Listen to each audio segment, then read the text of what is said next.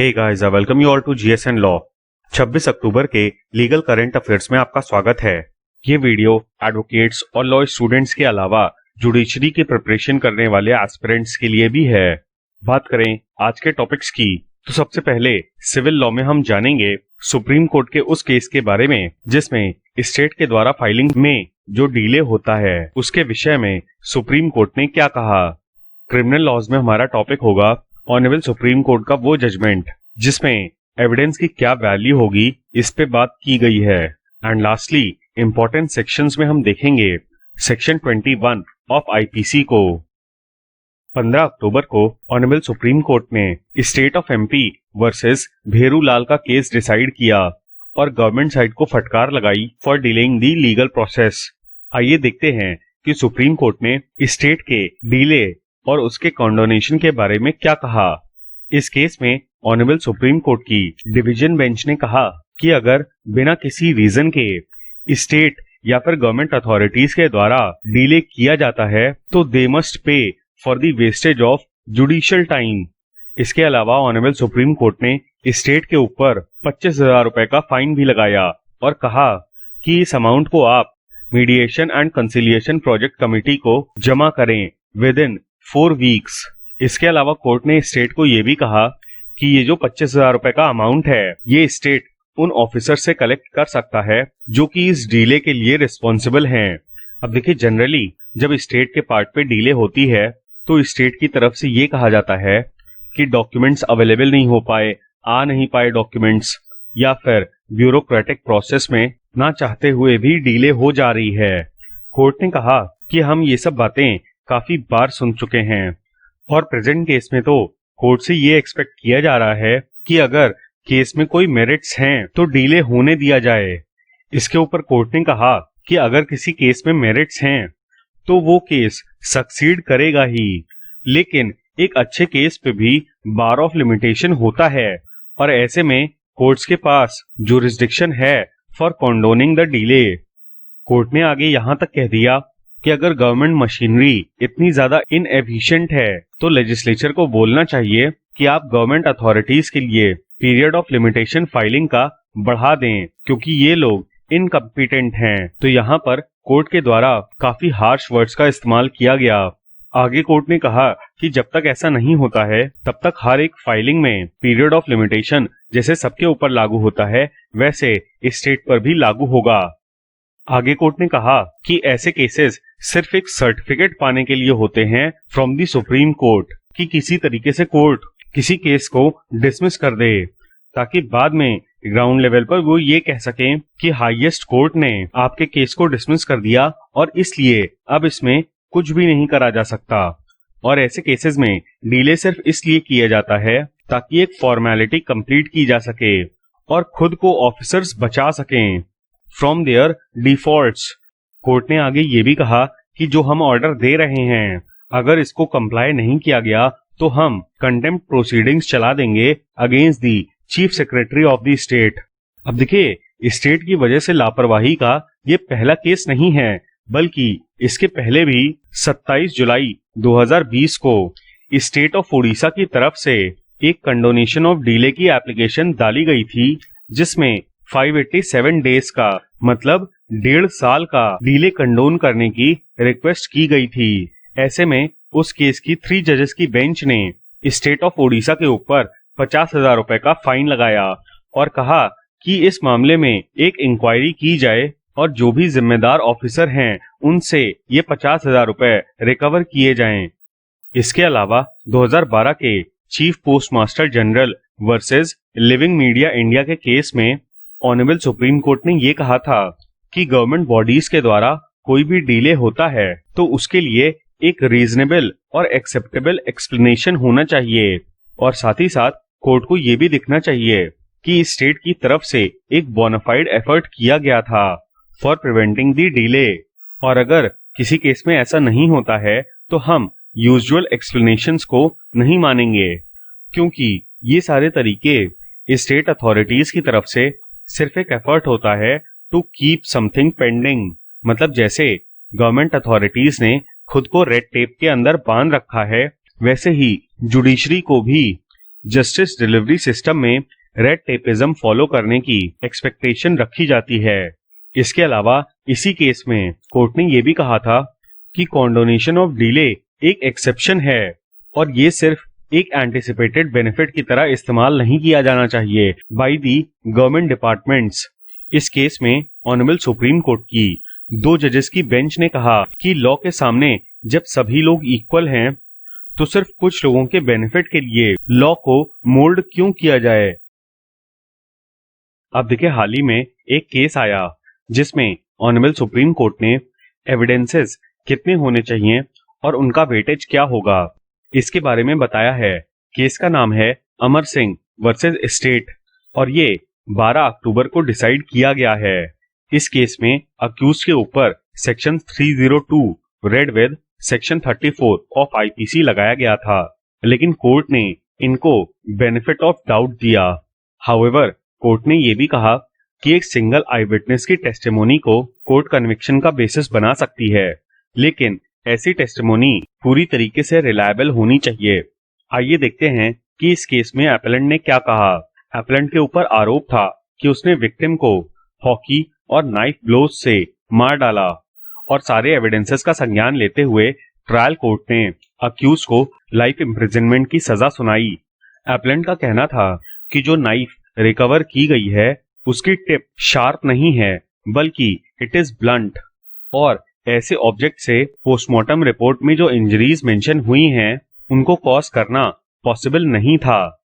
इसके अलावा किसी भी डॉक्टर का ओपिनियन नहीं लिया गया है कि क्या ऐसे ब्लंट ऑब्जेक्ट से विक्टिम को हुई इंजरीज करना पॉसिबल है।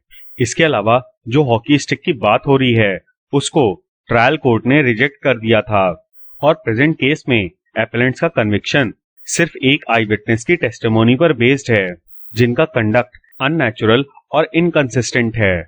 ऐसे केस में इंसिडेंट एक्सट्रीमली डाउटफुल हो जाता है और किसी भी और एविडेंसेस से प्रेजेंट केस के एविडेंसेस कोरैबोरेट नहीं होते, क्योंकि बाकी के जो 2 आई विटनेस हैं वो हॉस्टाइल हो गए हैं और उनका जो क्रॉस एग्जामिनेशन हुआ है उसको प्रोसिक्यूशन का बेसिस नहीं बनाया जा सकता। अब देखिए, इस केस में प्रोसिक्यूशन का कहना था कि 2 पिछली कोर्ट्स ने कॉन्करेंट फाइंडिंग्स निकाली हैं कि अक्यूज्ड गिल्टी है based on the testimony of the sole eye witness, जिसको कि उन दोनों ही कोर्ट्स ने रिलायबल पाया। इसके अलावा हॉस्टाइल विटनेसेस की पूरी टेस्टिमोनी को डिस्कार्ड नहीं किया गया है बल्कि रेलेवेंट पार्ट्स को एडमिट किया गया है for proving the case of the prosecution.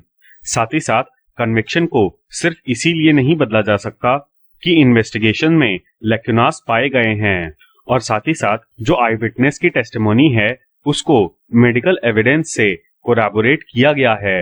इन सारे आर्गुमेंट्स को सुनने के बाद कोर्ट ने कहा कि कोई ऐसा legal hard and fast rule नहीं है कि सिंगल आई विटनेस की टेस्टिमोनी के ऊपर कन्विक्शन बेस नहीं किया जा सकता, क्योंकि एविडेंस एक्ट का legislative intent section 134 of the act से पता लगाया जा सकता है। सेक्शन 134 में बात की गई है नंबर ऑफ आई विटनेसेस की और इसमें यह कहा गया है कि कन्विक्शन के लिए कोई particular number of I witnesses की जरूरत नहीं है, लेकिन यदि सोल आई विटनेस की टेस्टिमोनी में कोई भी डाउट होता है तो कोर्ट्स उसको कोरैबोरेट करने के लिए इंसिस्ट कर सकती हैं और इसीलिए यहाँ पर बात क्वांटिटी की नहीं बल्कि quality of the material on record की है।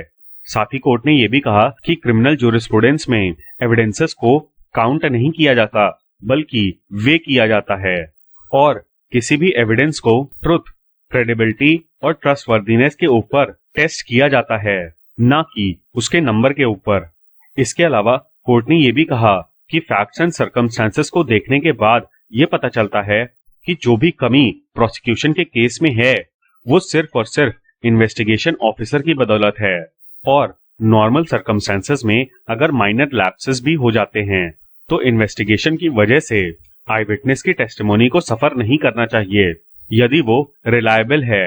हाउएवर, प्रेजेंट केस में सोल आई विटनेस की टेस्टिमोनी अननेचुरल प्रतीत होती है in the light of the incident और ये जो लैप्स है इन्वेस्टिगेशन ऑफिसर के पार्ट पे इसको हम इग्नोर नहीं कर सकते। कोर्ट ने यहाँ तक कह दिया कि ऑर्डिनरीली हम लोग नीचे की कोर्ट्स के कॉन्करेंट व्यू को डिस्टर्ब ना करते, लेकिन इस केस में इनहेरेंट इम्प्रॉबेबिलिटीज हैं इन दी स्टोरी ऑफ द प्रोसिक्यूशन, और ऐसे में इनकोरैबोरेटेड टेस्टिमोनी एक सेफ कन्विक्शन के लिए बेसिस नहीं बनाई जा सकती। अब हम देखते हैं सेक्शन 21 ऑफ आईपीसी को। अब यहाँ पे एक बहुत ही इंपॉर्टेंट डेफिनेशन आ जाती है पब्लिक सर्वेंट की, और सेक्शन 21 में टोटल 12 कंडीशंस दी गई हैं कि कौन कौन लोग पब्लिक सर्वेंट की कैटेगरी में आते हैं। तो नंबर ऑफ कंडीशंस को आप सेक्शन नंबर से ही याद कर सकते हैं।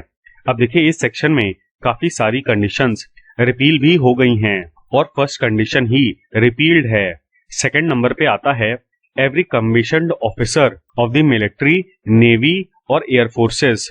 फिर है एवरी जज जो कि एडजुडिकेटरी फंक्शंस को कंडक्ट करने के लिए एम्पावर्ड हो।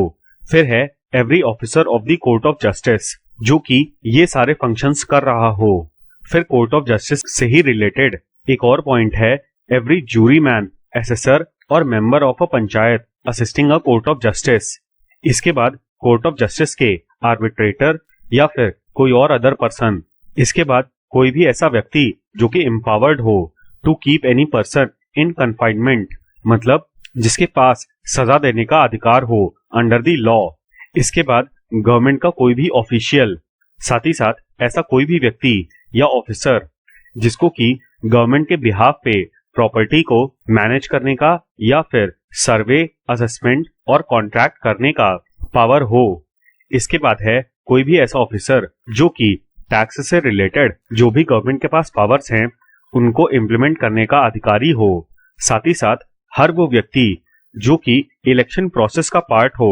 अब 12th पॉइंट में सब पॉइंट दिए हुए हैं। सबसे पहले वो लोग आते हैं जो लोग गवर्नमेंट के द्वारा पे किए जा रहे हों फॉर दियर पब्लिक ड्यूटी। इसके अलावा सेक्शन 617 ऑफ कंपनीज एक्ट के अंतर्गत कोई भी local authority established by central या फिर प्रोविंशियल गवर्नमेंट। अब इसके बाद इलस्ट्रेशन दिए हुए हैं। इसमें सबसे पहले है कि जो म्युनिसिपल कमिश्नर होगा वो एक पब्लिक सर्वेंट में आएगा। इसके बाद एक्सप्लेनेशन 1 में कहा गया है कि कोई भी व्यक्ति जो ऊपर की किसी भी कंडीशंस में आता हो, यदि वो गवर्नमेंट के द्वारा अपॉइंट हुआ हो या फिर नहीं, उसको पब्लिक सर्वेंट माना जाएगा। मतलब कि रेम्यूनरेशन सोल बेसिस नहीं हो सकता for a person to be qualified as public servant under section 21 of IPC. इसके अलावा ये भी एक्सप्लेन किया गया है कि जहां पर भी पब्लिक सर्वेंट वर्ड यूज हुआ है उसमें जो प्रेजेंट पोजेसर हैं ऑफ एनी पब्लिक ऑफिस उनको ही काउंट किया जाएगा। मतलब ऐसा नहीं है कि पहले अगर किसी व्यक्ति ने एक पब्लिक सर्वेंट का ऑफिस एक्वायर किया हुआ हो तो उसको हम इसमें काउंट करेंगे। इसके अलावा इलेक्शन में लेजिस्लेटिव, म्युनिसिपल या फिर किसी और पब्लिक अथॉरिटी का इलेक्शन आ जाएगा। तो ये था हमारा एनालिसिस 26 अक्टूबर के लीगल करंट अफेयर्स का। उम्मीद है कि आपको ये वीडियो पसंद आया होगा।